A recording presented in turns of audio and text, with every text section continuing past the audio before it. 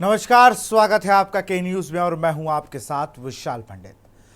आज हम बात करेंगे बेटियों की सुरक्षा कैसे होगी।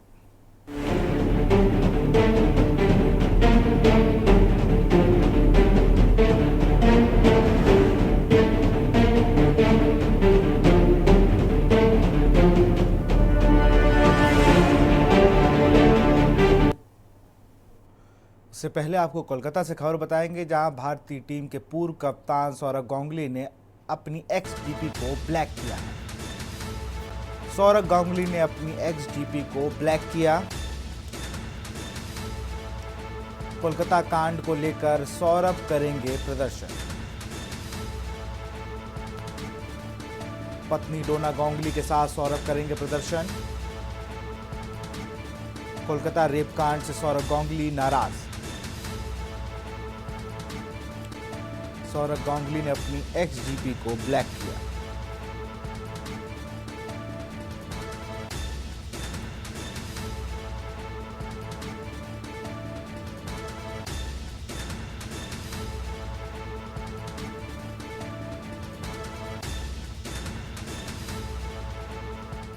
ये उनका अकाउंट है, एक्स अकाउंट, जिसकी उन्होंने डीपी को ब्लैक कर लिया है।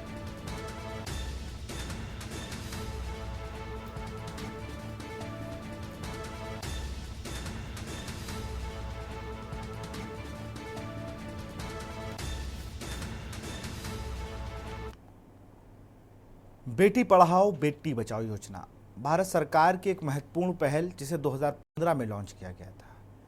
ये योजना दो मुख्य कार्यक्रमों को मिलाकर बनाई गई है। बेटी बचाओ बेटी पढ़ाओ यह योजना बेटियों की शिक्षा और सुरक्षा को बढ़ावा देने के लिए, इसका उद्देश्य लैंगिक भेदभाव को समाप्त करना और महिलाओं के प्रति समाज की सोच में बदलाव लाना है। मुझे नहीं लगता कि बहुत ज़्यादा सोच में बदलाव आया है और चीज़ें जस की तस अभी भी बनी हैं। बरेली की पहली खबर आपको दिखाएंगे, जहां होटल के कमरे में महिला का खून से लथपथ शव मिला है। खून से लथपथ शव मिलने से इलाके में हड़कंप मचा। गला रेत कर महिला की हत्या की गई है।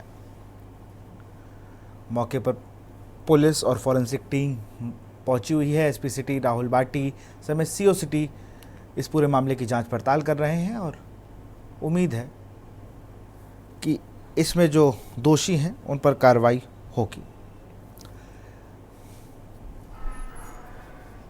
दूसरी तस्वीर आपको मेरठ से दिखाएंगे। कलकत्ता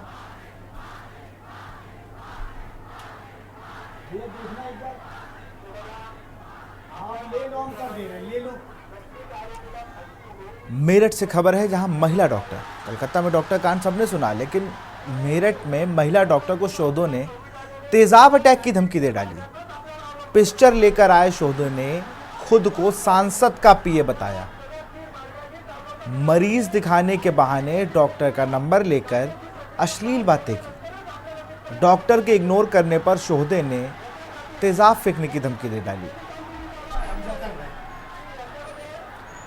किठौर के लोकप्रिय अस्पताल में दिल्ली की डॉक्टर जॉब करती है। पुलिस ने अब शोहदों के खिलाफ केस दर्ज कर लिया है।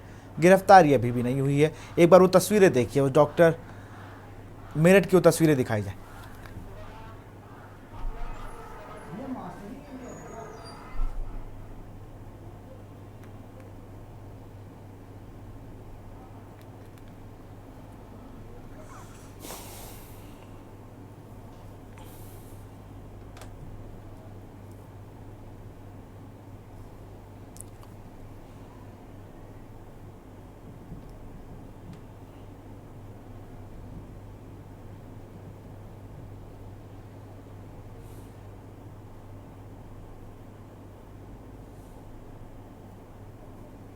और अब बात करेंगे लखनऊ की खबर की, जहां पर महिला पुलिसकर्मी युवकों से परेशान हो गई। पुलिसकर्मी, हम लोग जिन्हें अपनी सुरक्षा का दायित्व दे रखते हैं, उन्हें युवक ने परेशान कर लिया। पुलिसकर्मी को युवक ब्लैकमेल कर रहा है। बात ना करने पर सोशल मीडिया पर बदनाम करने की धमकी दे रहा है।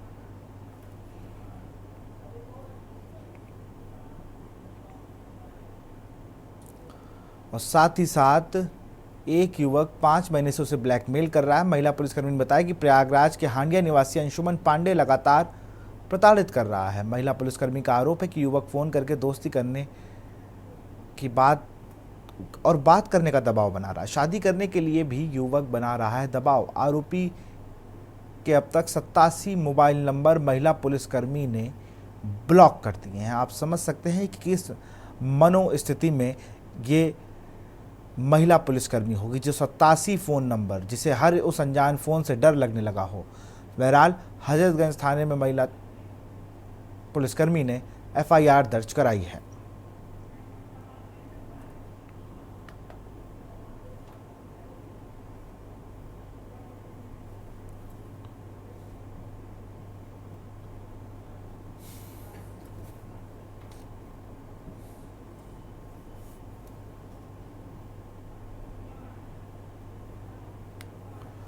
और तस्वीरें आपको महाराष्ट्र की दिखाते हैं, जहां पर महाराष्ट्र के ठाणे के स्थित बदलापुर में एक स्कूल में बच्चियों से यौन उत्पीड़न को लेकर खासा बवाल देखने को मिला। एक बार महाराष्ट्र की वो तस्वीरें देखिए, किस तरीके से महाराष्ट्र में छेड़छाड़ को लेकर बवाल किया। कई लोगों ने लोकल ट्रेनों को रोक भी दिया है। बताया गया है कि लड़कियों के अभिभावकों ने कई लोगों के साथ स्कूल का घेराव प्रदर्शन किया। बताया गया है कि इस घटना सामने आने के बाद स्कूल के प्रबंधक ने प्रिंसिपल और स्टाफ के 2 सदस्यों को निलंबित कर दिया है। हालांकि इस घटना के लिए लोगों का गुस्सा भड़क गया है। सैकड़ों की संख्या में जुटे लोग आरोपियों के खिलाफ सख्त कार्रवाई की बात कर रहे हैं। बताया गया है कि लोगों ने सुबह 8 बजे ही लोकल ट्रेनों की आवाजाही रोक दी और हंगामा किया। इस बात महाराष्ट्र के उप मुख्यमंत्री देवेंद्र फडणवीस ने SIT जांच के आदेश दिए हैं। वहीं मंत्री दीपक केसकर ने घटना में पुलिस की सतर्कता को लेकर बयान दिया है। फडणवीस ने इस मामले में वरिष्ठ IPS IG आरती सिंह के नेतृत्व में SIT गठन का ऐलान किया है और आरोपियों को सख्त सजा दिलाने के लिए भी कहा गया है और फास्ट ट्रैक कोर्ट में ले जाने के केस के लिए कहा है। बता दें आपको 17 अगस्त का पूरा मामला है, जहां पर स्कूल के अटेंडेंट को गिरफ्तार किया गया था। शख्स ने किंडरगार्टन में पढ़ रहे 3 से 4 साल की बच्चों के उत्पीड़न का आरोप है।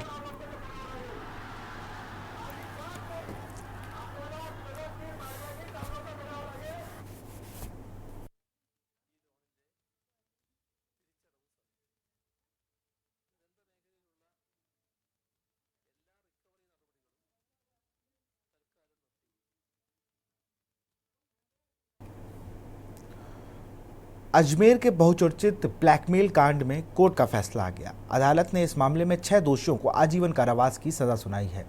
साथ ही इन पर 5 लाख का जुर्माना भी लगाया है।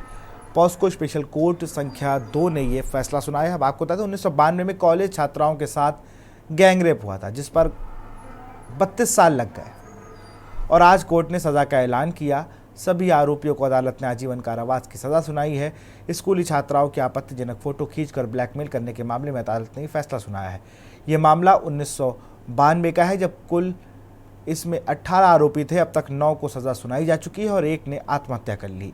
एक फरार है। राजस्थान के अजमेर में 100 से ज़्यादा स्कूली और कॉलेज की लड़कियों के साथ सामूहिक बलात्कार और ब्लैकमेलिंग शामिल थी। धार्मिक, पर्यटन और गंगा जमनी संस्कृति के लिए मशहूर अजमेर की प्रतिष्ठा 1990-92 के बीच इस घटना के कारण काफ़ी खराब हुई थी। इस घटना से शिक्षा, संस्कृति और गरिमा में गिरावट सामने आई थी और पुलिस और कानून के भीतर भ्रष्टाचार उजागर हुआ था।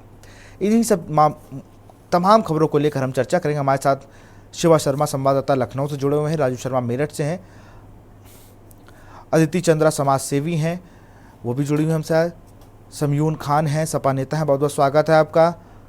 बबीता गुजर हैं, कांग्रेस नेता। सबसे पहले तो मैं बबीता गुजर की तरफ चलूंगा, बाद में अपने संवाददाताओं का रुख करूंगा।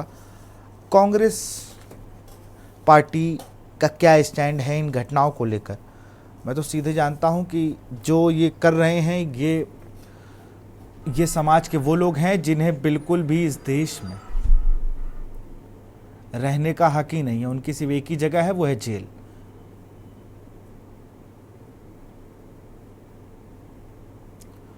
बबीता जी, अपने आप को अनम्यूट कर लीजिए जिससे हम आपको सुन पाए। हेलो जी, आपकी आवाज़ अब हम तक आ रही है। जी, मैं ये कहना चाहूँगी कि जो भी हो रहा है हमारे देश में बहुत ही खराब चीज़ है और जो ये आरोपी हैं जितने जघन्य अपराध करते हैं, इनको सरेआम चौराहे पे खड़ा करके इनको गोली मारनी चाहिए। बल्कि इनके जो परिवार हैं उन तक को सबक सिखाने के लिए उनको भी लामबंद करना चाहिए कि आप इस तरह के संस्कार पैदा मत कीजिए, और अगर आपको कहीं पता चलता है तो उसको पहले से ही रोकिएगा। और इनको किसी भी वे से इतनी ज्यादा सजा दीजिएगा कि आगे अगर हम 2-4 बार इस तरह का काम करेंगे तो फिर हमारी जो महिलाएं हैं वो सुरक्षित रह सकेंगी। रही पुलिस की बात है, तो जब उनको पता चल जाता है तो उनको उस पर तुरंत एक्शन लेना चाहिए, साक्ष्य नहीं ढूंढने चाहिए। एक लेडी की हालत जितनी बुरी खराब होती है उसमें किसी साक्ष्य की जरूरत नहीं है, उसको फटाफट से ही उन्हें कवर करके और उनको बहुत बुरी तरह से सजा देने की प्रावधान रखना चाहिए। जी और बिल्कुल। हमारे कांग्रेस की तरफ से अभी चल रहा है पूरी तरह से, चाहे महिला कांग्रेस हो, चाहे राहुल जी हो मेन कांग्रेस हो, चाहे कोई भी है फ्रंटल, कांग्रेस का सिर्फ एक ही कदम है कि जो इस तरह के अपराधी हैं उनको भरसक प्रयास करके उनको यथोचित सजा मिलनी चाहिए। और बिल्कुल। इसके लिए हम लोग आंदोलन भी करेंगे, सड़क पे भी उतर रहे हैं कब और आज उतरेंगे, उतरेंगे। कब उतरेंगे? मैं तो ये देखना चाह रहा हूँ कि पार्टियां एक एकजुट होकर उतर जाए ना। नहीं, वो तो चल रहा है, थोड़ा थोड़ा तो सभी जगह चल थोड़ा रहा है थोड़ा से बस वो। मतलब नहीं होता ना मैडम, ये नमक थोड़ी है कि थोड़ा आपने डाल दिया, थोड़ा हमने डाल दिया, खाने में बराबर हो देखिए गया। बात ये है कि इतना ये सेंसिटिव खाली मुद्दों में मुझे लगता है कि अगर कुछ हो सकता है तो उनकी पैरवी, जैसे आप लोग की पार्टी सबसे ज़्यादा वकील नहीं आपकी चल पार्टी रही में है। है, सबसे देखिए बड़े बड़े हमारी वकील महिला आपकी पार्टी में हैं, तो मुझे लगता है कि पीड़ित पक्ष को आप ये कह दी कि चलिए हम कानूनी जो आपकी दिक्कतें हैं, हो सकता है इतना बड़ा वकील अफोर्ड ना कर पाए, लेकिन आपकी पार्टी अगर चाहे किसी एक वकील से कह देगी तो आपके यहाँ जो पैनलिस्ट हैं उनमें से ही उनका मुकदमा लड़ ले कोई, और सज़ा जल्दी दिलवा दे उन दोषियों को। उनको अंजाम दे रही हैं, हम भी उनके साथ ही हैं। हम अपने स्तर पर भी कर रहे हैं, राहुल जी अपनी तरफ से कर रहे हैं, और थोड़े ही दिन में कल परसों ये होने वाला है कि हम बड़े आंदोलन के रूप में आपके सामने आएंगे। चलिए एक तस्वीर मैं आगरा की ओर दिखाना चाहूंगा। आगरा में जिस तरीके से चौधों का इतना इकबाल बुलंद हो गया कि स्कूटी पर जा रही एक लड़की को कैसे छेड़ते नजर आ रहे हैं, तस्वीर देखिए जरा। बाकायदा स्कूटर पर लात मारने का काम ये चौधे कर रहे हैं, किस तरीके से घेर कर, ये तस्वीर देखिए आप। खैर ये गिरफ्तार हो चुके हैं और अब ये माफ़ी मांगते नजर आ रहे हैं, लेकिन जब इन्होंने ये कृत्य किया होगा मुझे नहीं लगता इनके मन में कोई माफ़ी होगी। मैं समयून खान के पास चलूँगा, सपा नेता हैं। समयून जी, समाजवादी पार्टी तो इस पर घिरती जा रही है, कई मुद्दे ऐसे हैं जो यहाँ पर पार्टी के ही नेताओं के नाम आ गए, लेकिन बहरहाल उन सबको एक साथ लेते हुए अगर देखें हम, पार्टी का क्या स्टैंड है? विशाल जी, इस तरीके के किसी भी मामले में जहाँ पे एक महिला के साथ बलात्कार किया जा रहा है या महिला का शोषण किया जा रहा है, उसमें मुझे ऐसा लगता है कि किसी भी तरीके से राजनीति नहीं करनी चाहिए और किसी भी तरीके से इसको राजनीतिक दृष्टि से नहीं देखना चाहिए। आपने पूछा कि समाजवादी पार्टी का क्या स्टैंड है। समाजवादी पार्टी के राष्ट्रीय अध्यक्ष आदरणीय अखिलेश यादव जी ने खुद इस चीज को ऑफिशियली कहा है कि इस तरीके के जो भी अपराधी हैं उनकी सख्त से सख्त कार्रवाई होनी चाहिए। और उत्तर प्रदेश की जो घटनाएं अभी आप बता रहे थे, जिस तरीके से अलीगढ़ की अभी एक वीडियो आपके चैनल पर दिखाई जा रही आगरा थी, का वीडियो है वो, आगरा का, मैं आगरा क्लियर का कर जो दूं। वीडियो आप दिखा रहे थे, उत्तर प्रदेश में आप सब लोगों ने देखा होगा जिस तरीके से प्रचार चलाया जाता है। योगी जी मंच से कहते हैं कि उत्तर प्रदेश में लड़की सुरक्षित है, रात के 10 बजे के बाद भी अगर लड़की जा रही है, महिला जा रही है, तो वो सुरक्षित है, उसको कोई आंख उठा करके देखने वाला नहीं है। अगर वाकई में ये सब बातें सच हैं, अगर वाकई में ये दावे सच्चे हैं, तो इस तरीके की घटनाएं कैसे सामने आ रही हैं। बरेली में 9 से ज्यादा महिलाओं की हत्या कर देता है एक मनचला, और 9 हत्याएं होने के बाद उस मानसिक रूप से विक्षिप्त व्यक्ति को गिरफ्तार किया जाता है। अगर कानून व्यवस्था इतनी अच्छी है तो क्यों महिलाएं शिकार हो रही हैं? क्यों इस तरीके से लड़कियों का सड़क पर निकलना मुश्किल है और चारों तरफ सरकारें झूठे दावे पेश करने में लगी हुई हैं। लेकिन पार्टी को ये होना चाहिए कि राजनीति से ऊपर उठ करके उसको ये सोचना पड़ेगा कि लड़की की कोई जाति नहीं होती है, धर्म नहीं होती है, और उसकी कोई पार्टी नहीं होती है। महिला एक महिला होती है। बिल्कुल, महिला तो महिला ही है, और दुनिया भर की बड़ी बड़ी बातें हम ज़रूर करते हैं कि नवरात आया तो हम देवी पूजन करने लगे, रक्षाबंधन आया तो अपना फ़ोटो खिंचा के डाल दी, रक्षाबंधन मन गया, भाई दूज आई तो हमने उनको उन रक्षा की कसम खा ली, लेकिन धरातल पे वही राखी बांधने वाले हाथ, मुझे कहने में कोई गुरेज नहीं है कि किसी की अस्मत लूटने का काम करते हैं।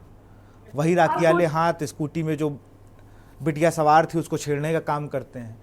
मैं एक मामला बताना चाहती हूँ। मुजफ्फरनगर में एक महिला के साथ बलात्कार किया गया और उसके स्तन काट दिए जाते हैं, सोचिए, और उसके गुप्तांगों को चाकुओं से गोद दिया जाता है ताकि पोस्टमार्टम रिपोर्ट में कुछ इस तरीके की चीजें सामने ना आए कि बलात्कार उसके साथ किया गया है। सोचिए हम किस तरीके के समाज में जी रहे हैं, और फिर भी हम इतने सेलेक्टिव हो गए हैं कि हम अपनी अपनी पार्टी देख करके विरोध करते हैं या समर्थन करते हैं। अब इसमें भी अगर पार्टी है तो मुझे तो लगता है बहुत ही ये दुख का विषय। एक दर्शक चंद्र प्रकाश जुड़े हुए हैं। पार्टी से ऊपर उठकर हैं, एक बिल्कुल सम्मान में है। और बिल्कुल। आजकल का जो हमारी सिर्फ हम संस्कृति बातें हो गई, करते हैं मैडम, हम सिर्फ बातें करते हैं। मैं अपनी बात भी कर रहा हूँ, मैं सबके लिए बात कर रहा हूँ। हम लोग सिर्फ इतनी बड़ी बड़ी बातें अपने सोशल मीडिया अकाउंट्स पर करते हैं। धरातल पे आप देखिए आप लोग क्या कर रहे हैं। मैं अभी 2-4-5 प्रदर्शन को अगर बात बताऊँ, जो कलकत्ता के लोगों के जो डॉक्टर जिनके साथ जो घटना हुई उसको लेकर प्रोटेस्ट कर रहे थे। प्रोटेस्ट उस जगह कर रहे थे जहां पर लोग घूमने जाते हैं, प्रोटेस्ट वहां कर रहे थे, वहां रील बन रही थी। वहां प्रोटेस्ट कम, लोग रील ज़्यादा वायरल कर रहे थे। सोशल मीडिया एक संसाधन हो सकता है अपनी बात को रखने का, लेकिन उसमें भी लोग फॉलोवर और व्यू के चक्कर में काम कर रहे थे।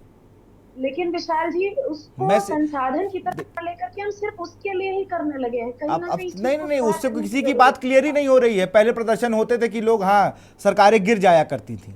आज कोई प्रदर्शन है 25 से 30 मिनट का कोई प्रदर्शन अगर आप दिखा दिए, 3-4 मिनट रील बनी, खत्म हो गया, और फिर सब दुनिया भर के लोग सोशल मीडिया पे दिन भर लिखेंगे कि दुनिया भर की बात। एक दर्शक है हमारे साथ, चंद्र प्रकाश कुरुक्षेत्र से।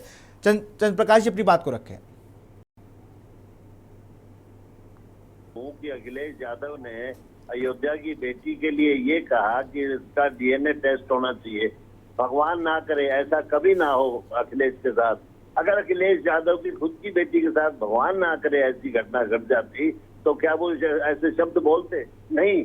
मैं ये कहना चाहता हूँ हमारे राजनेताओं की जो जबान है ना, उसको कंट्रोल करने के लिए कोई आयोग होना चाहिए। जो भी नेता बोले ऐसे नेता को तुरंत प्रभाव से जेल में डाल करके और उसकी चमड़ी उधेड़ देनी चाहिए। ये क्या बात करते हो आप दूसरे की बहन बेटी के लिए इस प्रकार के शब्दों का प्रयोग करते हो। और देखिए दिग्विजय सिंह ने क्या कहा, ये 100 टन का माल है। मैं राजनीति का बहुत पुराना जोरी हूँ। ये 100 टन का माल है। महिलाओं के लिए इस प्रकार के शब्द। राहुल गांधी ने क्या बोला, हिंदू लड़के हैं, देवी पूजन करते हैं, और यही लड़के बसों में जाकर के तुम्हारी बहन बेटियों को छेड़ते हैं। अरे कुछ कहते हुए आपको लज्जा आनी चाहिए। आप किस देश में बोल रहे हो, आप किस भारत में बोल रहे हो? मुलायम सिंह यादव ने क्या कहा था, लड़के अभी करंट की बातों पे कर ले भाई साहब बात। बहुत बहुत शुक्रिया। पहले तो अभी के मुद्दों पे बात कर ले। शिवा शर्मा हमारे साथ जुड़े हुए हैं, शिवा लखनऊ से हमारे साथ है। शिवा, लखनऊ में पुलिसकर्मी ही परेशान है बेचारी। 87 मोबाइल नंबरों से उसे एक शोधा परेशान कर रहा है, दोस्ती करने के लिए कॉल करता आ रहा है लगातार, और अब उसने हजरतगंज थाने में FIR दर्ज कराई है। क्या अपडेट है उसमें? और ये जो लगातार महिलाओं के अपराध बढ़ रहे हैं, आप राजधानी में है, वहां को लेकर जो पुलिस के आला अधिकारी हैं ये क्या कर रहे हैं?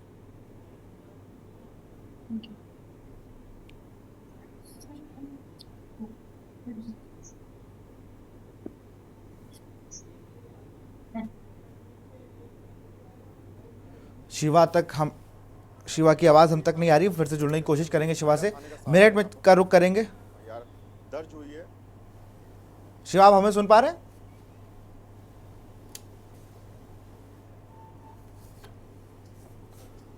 शिवा, आप हमें सुन पा रहे हैं?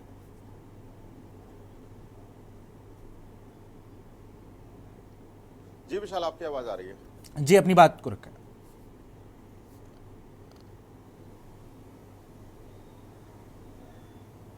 देखिए, लखनऊ में महिला दरोगा के साथ एक ऐसी घटना हुई जिसमें वो खुद शिकार हुई और उसको उसके ही थाने में उस FIR को दर्ज करने के लिए जगह नहीं मिली, जिसका सहारा उसको लेना पड़ा और लखनऊ के सेंट्रल जोन में उसको महिला थाने में अपनी FIR दर्ज करानी पड़ी। उसने FIR में इस बात को लिखा है कि जो शख्स है उसको लगातार 5 महीने से तकरीबन परेशान करता हुआ आ रहा है। उसने उसको 87 नंबरों अलग अलग नंबरों से कॉल किया और सभी नंबरों को ब्लैक लिस्ट उसने किया है, लेकिन उसके बावजूद भी वो लगातार पैसे की मांग को लेकर के उसकी जो फोटोज है उसको एडिट कर वायरल करने की धमकी देता है, उसके भाई को फोन करता है और इस बाबत जब कोई भी पुलिसकर्मी उसके थाने का उसकी मदद नहीं कर पाया तो उसे FIR का एक सहारा लेना पड़ा। और अभी 3 दिन बीत चुके इस पूरी घटना को विशाल, और अभी भी इस मामले में किसी भी तरीके से उस शख्स की गिरफ्तारी नहीं हुई है, जबकि वो शख्स जो है वो नामजद उसके खिलाफ एफआईआर हुई है, जो प्रयागराज के हंडिया का रहने वाला है, अंशुमन पांडे है, और उसका मोबाइल नंबर भी है। तो पुलिस के पास ऐसे सर्विलेंस सिस्टम है जो चंद मिनटों में उस लोकेशन की उसकी ट्रैक कर सकते हैं, उसको फिजिकली आप उसको अरेस्ट कर सकते हैं या डिटेन करके उसको लखनऊ ला सकते हैं, लेकिन अभी 3 दिन बाद भी कोई कार्रवाई नहीं हुई है। रही बात महिला उत्पीड़न को लेकर के, महिला सुरक्षा को लेकर के, तो स्टेक होल्डर्स विशाल होते हैं ये स्टेट के अंदर काम करने के लिए। उत्तर प्रदेश के अंदर बाल संरक्षण आयोग है जो लगातार जो अंडर एज जो बच्चियां होती हैं, बच्चे होते हैं, उसके खिलाफ उसके साथ में खड़े होकर के उसका सहयोग करने का, उसकी सुरक्षा करने का काम करता है। 1090 जैसी विंग 2012 में प्रदेश सरकार के जब सपा सरकार थी तब उसने चालू किया था, और जब 17 में योगी गवर्नमेंट आई तो उसको ओवरटेक करके उसमें सुधार का काम करने के साथ साथ उसने भी काम किया। लेकिन ये जो स्टेक होल्डर्स है वो अपना काम सही तरीके से नहीं निभाते। हमने कई बार देखा है जो महिला के साथ उत्पीड़न की जो घटनाएं होती हैं, जो बच्चियों के साथ उत्पीड़न की जो घटनाएं होती हैं, उसका जो जिम्मा ले रखा होता है स्टेक होल्डर्स ने, क्योंकि हम उनकी सुरक्षा करेंगे, उनको एक बहुत तरीके से उनको गाइड करेंगे और उनकी प्रोटेक्शन का उनको जो जरिया है वो हम दिखाने का कोशिश करेंगे।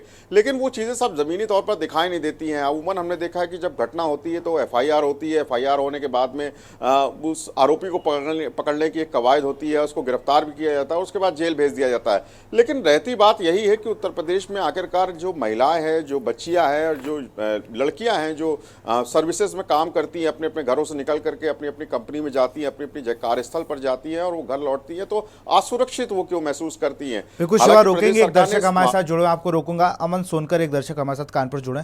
अमन अपनी बात को रखें। हेलो अमन, टीवी का साउंड कम कर ले और अपनी बात को रखें। सर, विशाल जी, मेरा कहना ये है। हेलो जी, आप मेरा सुन पा रहे हैं? अपनी बात को रखें। जी सर, मेरा पूछना ये है आपसे और सभी से जो भी आपके चैनल पे जुड़े हुए हैं कि यदि किसी महिला के साथ इस तरीके का व्यवहार और बलात्कार या किसी होती है तो उसको अक्सर, ये सारी पार्टीज की बात कर रहा हूँ मैं, कोई एक पर्टिकुलर किसी की बात नहीं कर रहा हूँ, चाहे वो बीजेपी हो, चाहे एसपी हो, चाहे कोई भी हो, सर राजनीतिक मोड़ क्यों दिया जाता है? जिस तरह से ये बोला, राजनीतिक तरीके से उसको रखा जाता है, अपनी बातों को रखा जाता है, लोग अपना अपना देखते हैं। ये क्यों नहीं देखा जाता कि ये देश की एक बेटी के साथ गलत हो रहा है?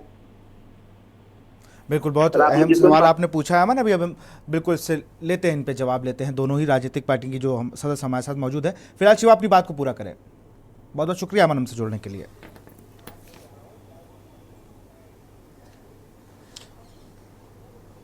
विशाल, यही बात हो रही थी कि आखिरकार जो स्टेक होल्डर्स होते हैं, जो महिलाओं की, बच्चियों की जो सुरक्षा का जो दायित्व निभाते हैं, जो अनहोनी से पहले उनको एक एहसास दिलाते हैं कि आपके साथ अनहोनी हो सकती है, तो उसके लिए उनकी तैयारियां हमको बहुत ज़्यादा उत्तर प्रदेश के किसी भी ज़िले में और ख़ास करके राजधानी में नहीं दिखती हैं।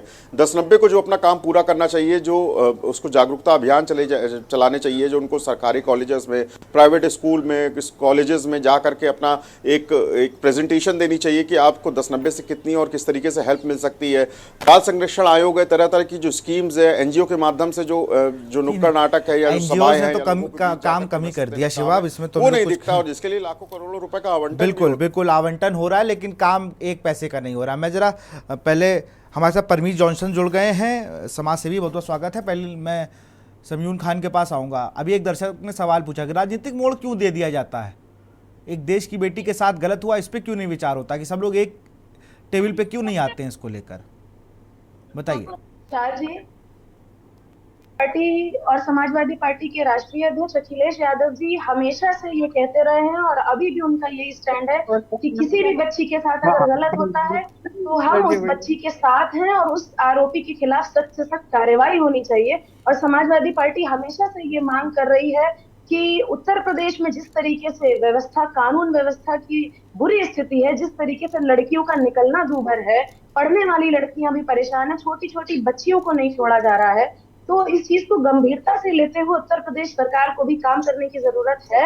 और समाजवादी पार्टी हमेशा अपना स्टैंड इस चीज के पक्ष में लेती रही कि किसी भी बच्ची के साथ, किसी भी लड़की के साथ अगर गलत हो रहा है तो उस आरोपी के खिलाफ सख्त से सख्त कार्रवाई होनी चाहिए। और हम लोगों का यही मानना है कि इस तरीके से अगर किसी महिला की अस्मिता को तार तार किया जा रहा है तो उसमें राजनीतिकरण नहीं होना चाहिए। अभी आपके एक दर्शक जो जुड़े हुए थे, आपने खुद देखा उन्होंने सारे मामलों को एक तरफ रख दिया, लेकिन उन्हें अयोध्या वाला मामला याद है। उन्हें अयोध्या वाले मामले पर जवाब चाहिए, क्योंकि उसमें कथित रूप से कि एक सपा नेता का नाम जुड़ा हुआ है, तो उनको उस मामले पर जवाब चाहिए। लेकिन पूरे प्रदेश में जो घटनाएं हो रही हैं उस पर वह बोलने के लिए तैयार नहीं है। तो इस चीज में मुझे लगता है बदलाव की जरूरत है। कहीं ना कहीं महिला एक महिला है, उसके दर्द को समझने की जरूरत है, और इस पे गंभीरता से इस मामले को लेते हुए इस पे ऐसे कानून बनाए जाएं और समाज कानून में इस है, तरीके कानून के का पालन करा ले, बहुत बड़ी बात है।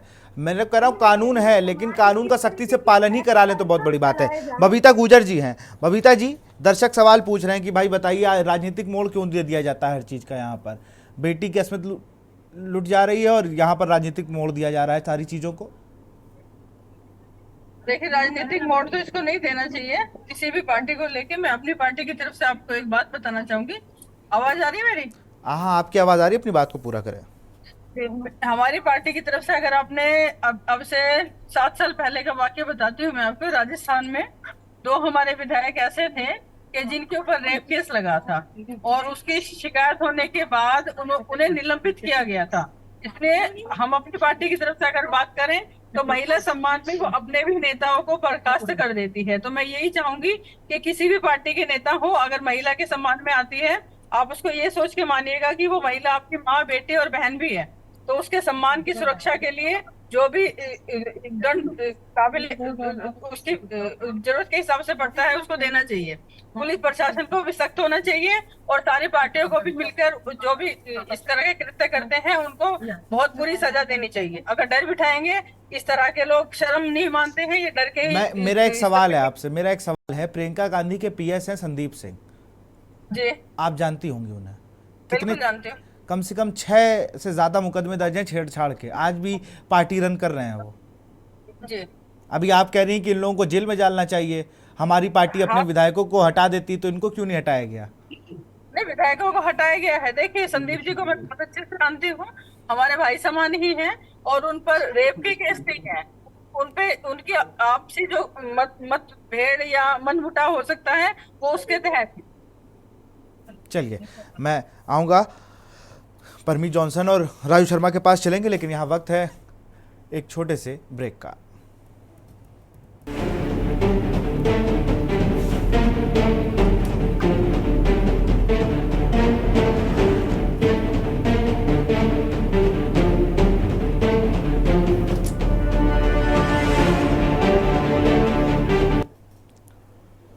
ब्रेक के बाद आपका स्वागत। सीधे रुक करते हैं मेरठ से। हमारे संवाददाता राजू शर्मा हमारे साथ लगातार बने हुए हैं।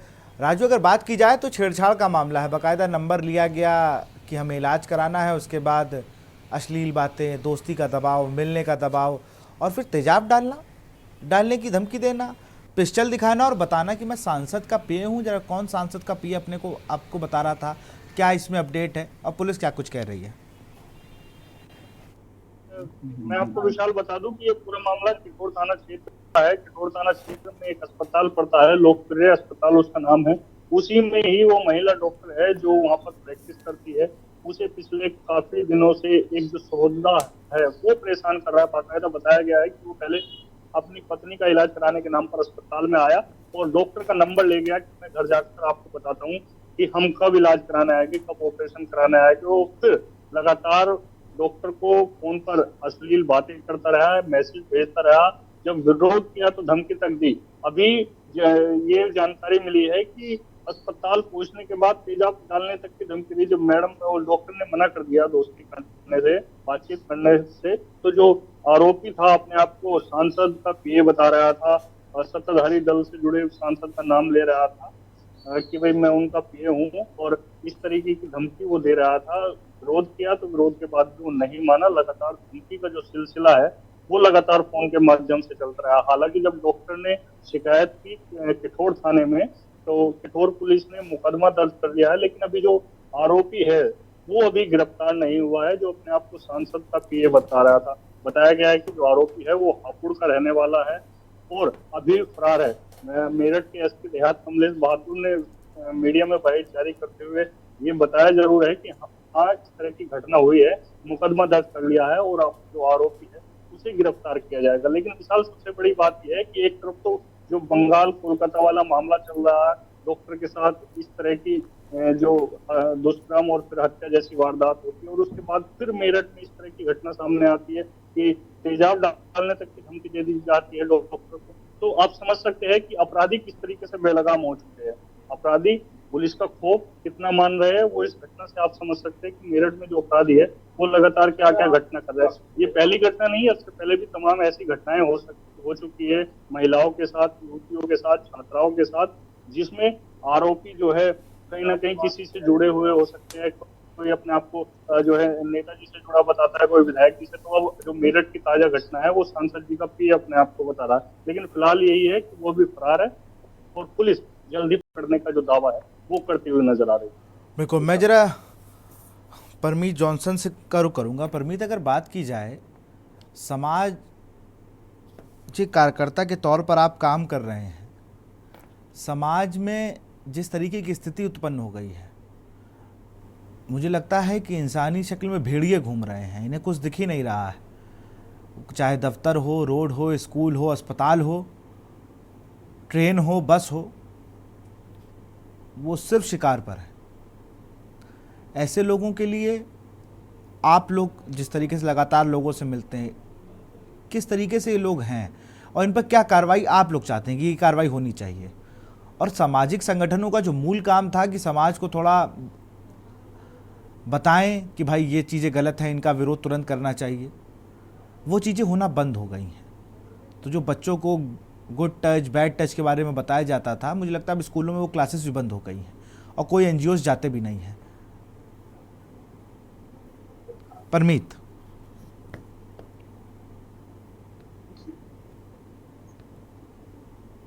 हेलो जी परमीत जी, आपकी आवाज़ आ रही है। सबसे पहले तो मैं के न्यूज को बधाई देना चाहूंगा कि एक अच्छे टॉपिक पे बात करने का मौका दिया। सबसे पहली बात जो मैं ये कहना चाहूंगा कि नारी शक्तिकरण सिर्फ एक नारा बन के जो प्रदेश की सरकार के सामने रह गया है, इस पे हमें काम करने की जरूरत है। नारी सशक्त उस दिन होगी जब रात में वो अकेली निकलेंगी और वो अपने आप को सशक्त महसूस करेंगी।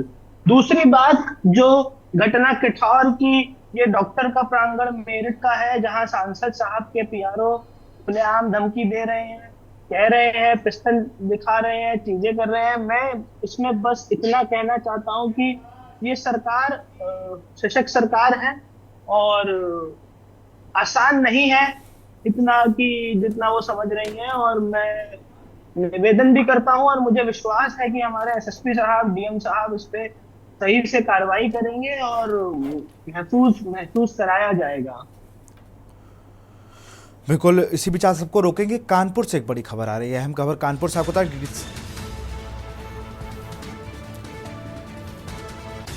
बच्चे के साथ हैवानियत की सारी हदें पार। कानपुर से खबर, 6 साल के बच्चे से हैवानियत।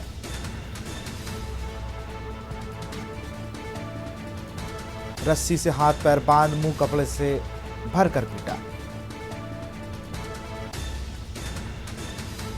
बच्चे के साथ कुकर्म करने की कोशिश। लहूलुहान हालत में पार्क में पड़ा मिला बच्चा।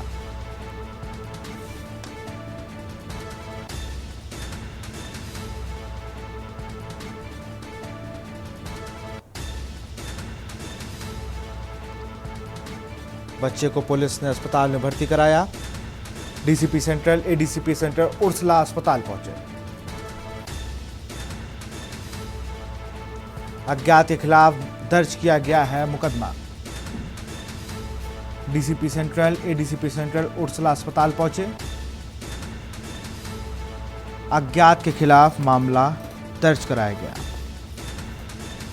और इसी खबर पर अधिक जानकारी के साथ कानपुर से हमारे संवाददाता कौस्तुभ मिश्रा फोन लाइन पर जुड़ चुके हैं। कौस्तुभ, अगर बात की जाए तो फिर लगातार ये कानपुर में तीसरा मामला होगा किसी बच्चे या बच्ची से छेड़छाड़ का। विशाल, आपको बता दूं, कानपुर के ग्वालटोली में 6 साल के बच्चे के साथ हैवानियत की सारे हदें पार कर दी गई।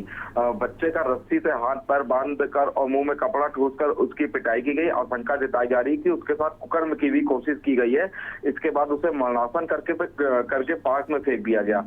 वहीं इलाकाई लोगों ने बच्चे को कराहते देखा तो पुलिस को सूचना दी। मौके पर पहुंची पुलिस ने बच्चे को उर्सला अस्पताल में भर्ती कराया। आज पूरे मामले की जांच पड़ताल करने डीसीपी सेंट्रल दिनेश त्रिपाठी और एडीसीपी सेंट्रल महेश कुमार मौके पर पहुंचे। आपको बता दें कि इस मामले में अज्ञात के खिलाफ एफआईआर दर्ज की गई है। पुलिस की टीमें आरोपी को ढूंढने के लिए लगा दी गई हैं। जी जिनको बहुत बहुत शुक्रिया कौस्तुभ तमाम जानकारी के लिए। आपको तो कानपुर में 6 साल के बच्चे से हैवानियत की गई है।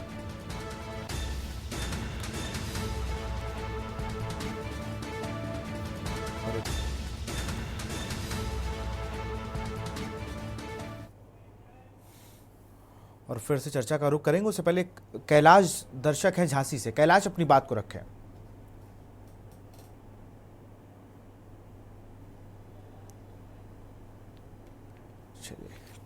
और ये दुष्कर्म जो हो रहे हैं, इनमें सबसे बड़ी समस्या ये है कि इन ऐसे लोगों को राजनीतिक संरक्षण प्राप्त होता है। अभी आप आज ही का किस्सा देख लीजिए, मेरठ का दिखा रहे हैं आप, कि वो सांसद का प्रतिनिधि है। कन्नौज का मामला देख लीजिए आप, समाजवादी पार्टी का निकलता है। आप मेरठ का देख लीजिए, आप अयोध्या का देख लीजिए, कहीं का। इन लोगों को जब तक ये राजनीतिक संरक्षण प्राप्त है, ऐसे दुराचारी लोग, ऐसे अत्याचारी अन्यायी लोग, इन लोगों को तो मैं कहता हूँ कि ऐसा कानून बने कि 2 महीने के अंदर डिसीजन हो, या इन लोगों को बीच चौराहे पे फांसी दे दी जाए। बस, नहीं ये रुकेगा, नहीं ये रुकने वाला नहीं है। बिल्कुल, बहुत बहुत बस इतना ही मेरा कहना है। बिल्कुल, बहुत बहुत शुक्रिया अपनी बात को रखने के लिए कैलाश। हमारे साथ अविरल मलिक जुड़ गए हैं, भारतीय जनता पार्टी के नेता हैं। अविरल जी, जवाब दीजिए। क्योंकि जिस तरीके से घटनाएं हो रही हैं ना, कानून बहुत सख्त है, सबको पता है, छेड़ोगे तो छोड़े नहीं जाओगे, लेकिन छेड़ भी रहे हैं। मेरठ में तो बता दिया कि मैं सांसद का पीए हूँ, तेजाब डाल दूंगा। आगरा की तस्वीरें सामने हैं, जहाँ पर इतनी हिम्मत हो गई कि 5 लड़के 2 गाड़ियों में एक लड़की को छेड़ रहे हैं। बरेली में हत्या कर दी गला रेत कर। ऐसे 50 मामले और मिलेंगे। अभी आप देखिए ना, कानपुर में एक बच्चे के साथ कुकर्म कर दिया गया, 6 साल का बच्चा। स्कूल से लेकर अस्पताल कहीं कुछ सुरक्षित नहीं है। हम बातें चाहे जितनी बड़ी बड़ी कर लें। देखिए, जो अपराधी माइंडसेट के लोग होते हैं वो निश्चित रूप से अपराध करने का कार्य करते हैं और प्रयास करते हैं। भले ही कानून कितना भी कड़ा हो, कानून का कितना भी खौफ हो, कानून का कितना भी भय हो, लेकिन वो अपराध करने का प्रयास निश्चित रूप से अपनी मंशा के आधार पर करते हैं। लेकिन ये भी बिल्कुल सही बात है, अगर वो अपराध करते हैं तो अगर उत्तर प्रदेश का विषय है तो निश्चित रूप से कड़ी कार्रवाई उत्तर प्रदेश की सरकार के द्वारा, उत्तर प्रदेश की पुलिस के द्वारा की जाती है। अगर वहां कहा गया है कि वो सांसद का पीए है, तो सबसे पहली तो ये जांच का विषय है कि वो झूठ में बोल रहा है या फिर इसके पीछे कोई सत्यता है। और अगर किसी सांसद का पीए है तो किस पार्टी का सांसद है, वो वास्तविक रूप से पीए है या नहीं है, ये एक जांच का विषय है।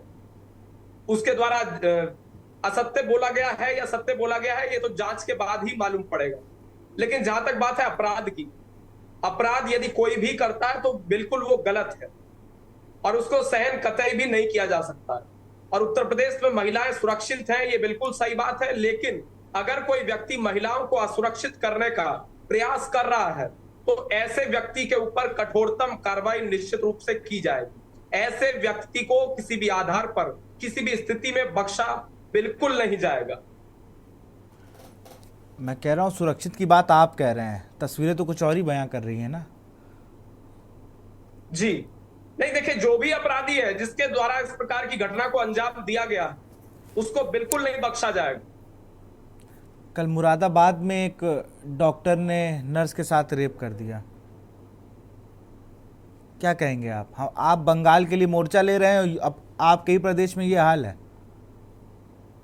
जी नहीं, देखिए, बंगाल का जहां तक विषय है और उत्तर प्रदेश का जहां तक विषय है, तो मैं इस विषय को भी क्लियर कर देता हूं। उत्तर प्रदेश में हमारी सरकार है और ममता बनर्जी की तरह हम नहीं हो सकते हैं कि सरकार के खिलाफ, जैसे वो खुद ही सरकार, अपनी सरकार के खिलाफ ममता बनर्जी। मैं आऊंगा आपके पास, मैं आऊंगा आपके पास, मैं आऊंगा आपके पास। एक मिनट समयून जी, मैं आऊंगा आपके पास, जरा मैं बात कर लूं अविरल जी से। हाँ अविरल जी। विशाल जी जो जानना चाह रहे हैं, मैं उसी विषय को केवल क्लियर कर रहा हूं जिस तरीके से पश्चिम बंगाल का विषय है। तो ममता बनर्जी मुख्यमंत्री होने के बावजूद, गृह मंत्री होने के बावजूद, स्वास्थ्य मंत्री होने के बावजूद, अपनी सरकार के खिलाफ, मुखिया होने के बावजूद अपनी सरकार के खिलाफ ही सड़कों पर उतर जाती है। ऐसा उत्तर प्रदेश में नाटक आपको कभी देखने को नहीं मिलेगा। नंबर 1। नंबर 2, उत्तर प्रदेश में भारतीय जनता पार्टी की सरकार है, केंद्र में भारतीय जनता पार्टी की सरकार है, डबल इंजन की सरकार है। जिस तरीके से उत्तर प्रदेश में आए दिन महिलाओं के साथ अपराध हो रहे हैं, क्यों नहीं कार्रवाई की जाती? क्यों नहीं इन चीजों पर रोक लगाया जाता है?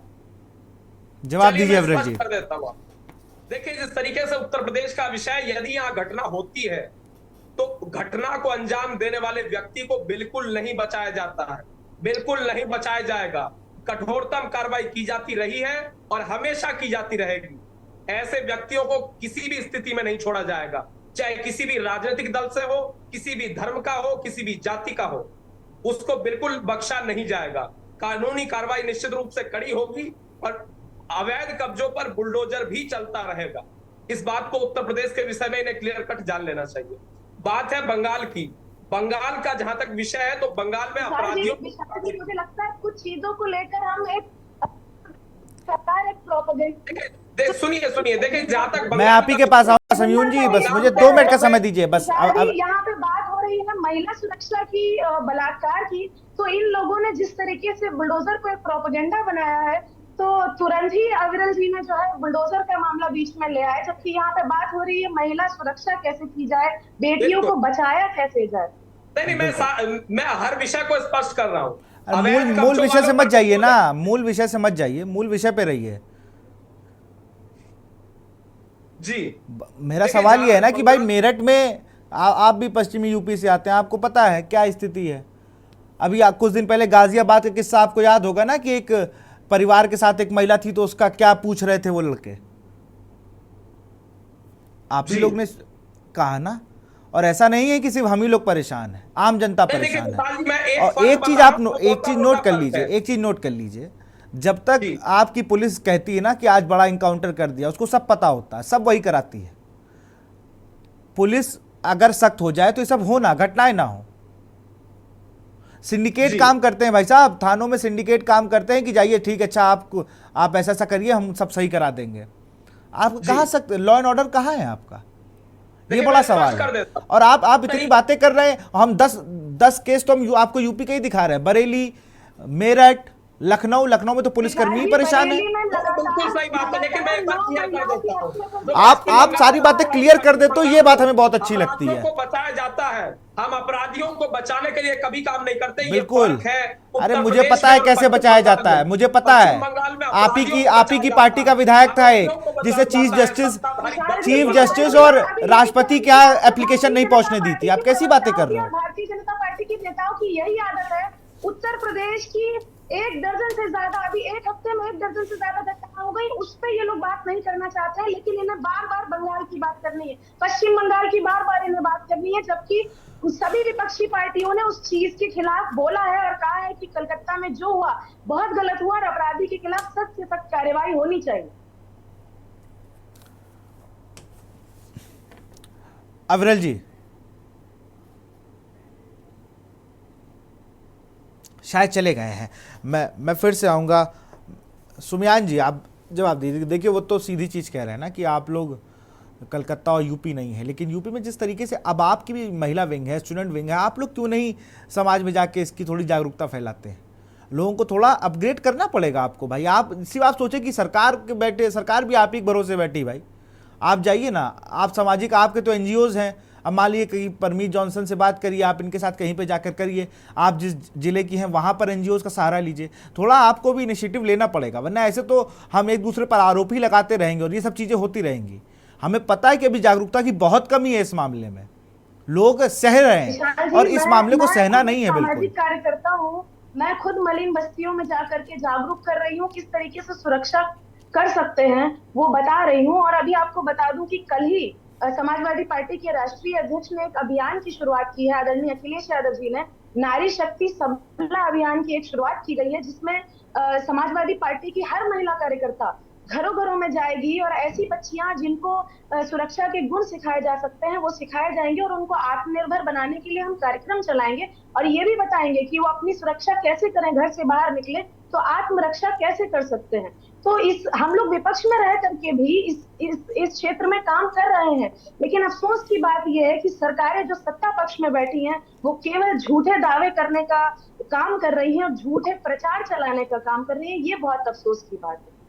यही तो सवाल है मेरा ना कि भाई आप इसमें भी राजनीति, मैं पहले ही कह रहा था कि इस मुद्दे पे राजनीति नहीं होनी चाहिए। परमीत जी, आप कैसे देखते हैं कि आपको नहीं लगता कि सामाजिक संस्थाओं ने स्कूलों में जो सेमिनार लगते थे, कॉलेजों में जो सेमिनार लगते थे, नुक्कड़ नाटक होते थे, पैम्पलेट बांटे जाते थे कि भाई इस तरीके से हम लोगों को थोड़ा अपने आप को बचा के रखना है, आपको लगता है वो सब अभी भी हो रहा है? देखिए, मैं इसमें एक बात बहुत स्पष्ट रीति से कहना चाहूंगा कि इसमें कहीं ना कहीं वाकई में ही एक अवेयरनेस की बहुत बड़ी कमी है। और कहीं ना कहीं जो हेल्पलाइंस, बेशक चाहे वो समाजवादी सरकार में लॉन्च हुई या इस सरकार में हुई, मैं उस विषय पे नहीं जाना चाहूंगा, पर मैं ये कहना चाहूंगा कि वो हेल्पलाइंस है, वो एड्स है, कहीं ना कहीं उसकी भी अवेयरनेस नहीं है लोगों में के बीच। और दूसरी बात क्या है, एक बहुत बड़ा मनोविज्ञान की बात है, ये समझने की बात है कि ये है कि जब किसी भी लड़की के साथ, किसी भी महिला के साथ, किसी बहन के साथ, किसी बेटी के साथ ऐसा होता है तो वो उसकी इज्जत के साथ कनेक्ट करके देखा जाता है। और कई बार इस वजह से भी वो अपने ही परिवार के जनों के साथ भी उसे डिस्कस नहीं कर पाती हैं, वो अपने भाई से ही नहीं कह पाती हैं, अपने पिता से ही नहीं कह पा सकती हैं। मुझे लगता है इन घटनाओं को रोकने के लिए जो एक बड़ी मुहिम की जरूरत है, वो लड़की को ये समझाने की जरूरत है कि इज्जत उसकी नहीं, इज्जत उसकी जा रही है जो उसका दामन पकड़ने की कोशिश कर रहा है।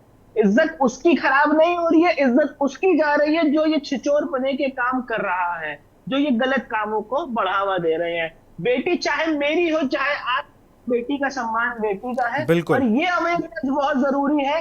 हमें अपने बच्चों से, अपनी बहनों को, अपनी महिलाओं को ये सशक्त कराना पड़ेगा कि बेशक मैं किसी जाति का हूँ, किसी धर्म पे हूँ, पर अगर रोड पे मैं हूँ तो ये मेरी जिम्मेदारी है कि मेरे बगल में चलने वाली बहन सुरक्षित महसूस करे। ये कार्य कहीं ना कहीं एनजीओ को करने की जरूरत है, हम संस्थानों को करने की जरूरत है, सशक्त बनाने की जरूरत है, सिर्फ कहने की जरूरत नहीं है। लड़की कमजोर नहीं है, लड़की के साथ छेड़छाड़ करने वाले मानसिक रूप से कमजोर है। हमें ये बात अपने समाज में कहने की और समझने की जरूरत है भैया। बिल्कुल, बहुत बड़ी बात आपने कही परमीत। मुझे तो याद है, मैं भी एक कहीं पे, मैं पोस्ट एक्ट के तहत बाकायदा 10-10 मीटिंगें होती थी, हर हफ्ते 3 मीटिंगें, 3 सेशन होते थे, और उसमें बताया जाता था अगर ऑफिस, स्कूल, कहीं पर भी आपकी दिक्कतें हो रही हैं। लेकिन मैं इधर देख रहा हूँ कि ना वो उस तरीके के एनजीओज मुझे इन्वाइट कर रहे हैं और ना वो एनजीओज वो काम भी कर रहे हैं। क्योंकि आप देखें ना, चाहे कॉर्पोरेट सेक्टर हो, स्कूल हो, कुछ भी हो, वहाँ पर भी लोग हैरेस किए जा रहे हैं, उनको लेकर भी कोई नहीं बोल रहा। मैं भी एक समाज सेवी के रूप में इस बात को कहना चाहता हूं, मुझे ये बात कहने में कोई गुरेज नहीं है, परहेज नहीं है कि समाज सेवा के रूट पे आजकल थाने की दलालियां और सेटिंगों के काम ज्यादा बढ़ गए हैं। समाज सेवी का पहले एक सेवा होती थी, अब प्रोफेशन बन चुका है। मुझे ये लगता है कि अब जब बात डॉक्टर्स की हो रही है, पढ़े लिखे वर्ग की हो रही है, हम अपने प्रोफेशंस में काफी बिजी हो गए हैं। अब मुझे लगता है कि दोबारा से वो पढ़े लिखे वर्ग को ही कहीं ना कहीं समाज सेवियों का रूप भी निभाना पड़ेगा और सही ढंग से सही मुद्दों पे काम करना पड़ेगा। इसकी जरूरत है, क्योंकि मैं ये मानता हूं कि अगर सुरक्षित आज वो 3 साल की बच्ची नहीं है जिसके साथ मेरठ में हुआ या बंगाल में हुआ या कानपुर में हुआ या जिस डॉक्टर के साथ हुआ, तो सुरक्षित मेरी घर की महिलाएं भी नहीं है, आपके घर की महिलाएं भी बिल्कुल नहीं है। बिल्कुल। तो अब ये किसी का व्यक्तिगत नहीं, परंतु अब ये समाज की लड़ाई है। इसमें पक्ष विपक्ष ढूंढ के, इसमें जाति धर्म ढूंढ के हम अपना समय ना बर्बाद करें, परंतु हम वो समय लगाएं कि हम उतने समय को दोषियों पर लगाएं और दोषियों को सख्त उन पर कार्रवाई हो, उनको सजा हो। 2 दर्शक हमारे साथ जुड़े हुए हैं, नीतू लखनऊ से जुड़े हुए हैं। नीतू, अपनी बात को रखें।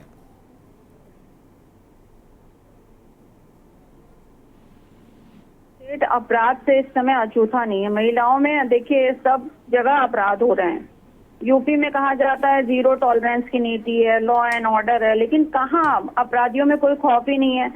अपने देश में कानून है लेकिन वो प्रभावी नहीं है। 2-4 अपराधियों को अभी फास्ट ट्रैक कोर्ट में फांसी की सजा दे दी जाए तो लोगों में थोड़ा डर आएगा, तभी महिलाओं पर होने वाले अपराध थमेंगे। अदरवाइज अपराध ऐसे ही होते रहेंगे, हम ऐसे ही डिबेट करते रहेंगे। और स्टेट्स को अपराध के आधार पर जो बांट दिया गया है कि उस स्टेट में कम, हमारे स्टेट में ज्यादा, ये बहुत ही गलत वो पहला फैला दिया गया बात। और जैसे हम कहते नहीं लाडली बहना खाली कहने से नहीं होगा, पूरे देश में इस तरह की योजनाएं चलानी होगी ताकि महिलाओं में है तो विमेन पावर लाइन, कभी कभी वो भी काम नहीं करती है विमेन पावर लाइन। बताइए फिर सर आदमी क्या करेगा? कहाँ आप कॉल करेंगे, किसको कॉल बिल्कुल करेंगे? बिल्कुल नीतू जी, बहुत बहुत शुक्रिया अपनी बात को रखने के लिए। राहुल रतलाम से जुड़े हुए हैं। राहुल, अपनी बात को रखें। जी, मैं बताना चाहूंगा कि रतलाम जिले का ये जो मेरे को बता रहे हैं महिला को लेकर, ऐसा कैसा मामला रतलाम के जो सबसे मध्य प्रदेश की सबसे बड़ी तहसील मानी जाती है जावरा में अभी वर्तमान में 1 महीने में 2 मामले हो गए हैं। तो 10 साल की मासूम बच्ची थी जो सुन नहीं पाती थी, बोल नहीं पाती थी। रात को 3 बजे बहन किया है, उसको झोपड़ी पे उठाया, माँ और पिता के बीच में सोई थी बच्ची, वहां से उठाकर उसको बाहर ले गए और उसके साथ में गलत काम किया। जो नहीं बोल पाती, नहीं सुन पाती, ये मामला था और पुलिस अभी उसमें जांच में जुटी। दूसरा, अभी 3 दिन पूर्व की एक नई घटना आई है जो जावरा के पास कालूगढ़ा थाना है। यहाँ पर भी नन्ही सी 10 माह की बच्ची थी, उसके घर के अंदर कोई अज्ञात व्यक्ति जाते हैं, उसका अपहरण करते हैं, अपहरण करके अभी भाग जाते हैं। अभी उस मामले में भी एसपी कलेक्टर और पुलिस तमाम अधिकारी उसमें लगे हैं। देखा जाए कि महिलाओं को लेकर कोई भी सरकार ठोस कदम नहीं उठा रही है। बिल्कुल, बहुत बहुत शुक्रिया राहुल। तो आप अपनी बात को रख ले। एक दर्शक और उमेश हैं देवबंद से। उमेश, अपनी बात को रखें।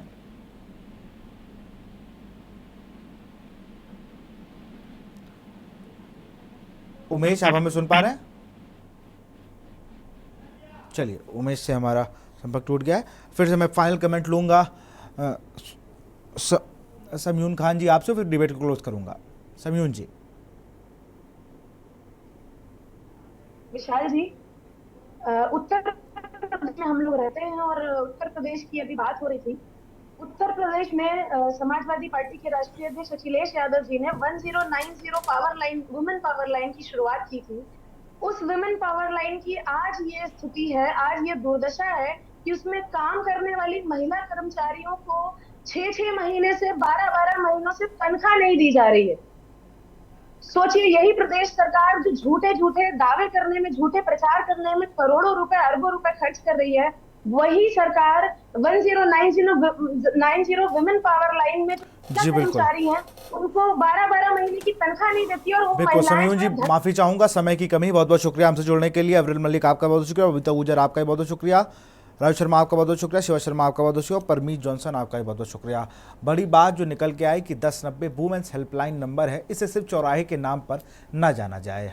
लखनऊ में एक जगह है जिसको 1090 के नाम से जाना जाता है, चटोरी गली के नाम से जाना जाता है, लेकिन ये उससे ऊपर हट के महिलाओं के लिए चीज़ें बनाई गई थी कि जिससे महिला अगर परेशान हो तो त्वरित कार्रवाई हो सके और तुरंत ही एक्शन मोड पर पुलिस आ जाए और एक्शन मोड पूरा शासन प्रशासन आ जाए।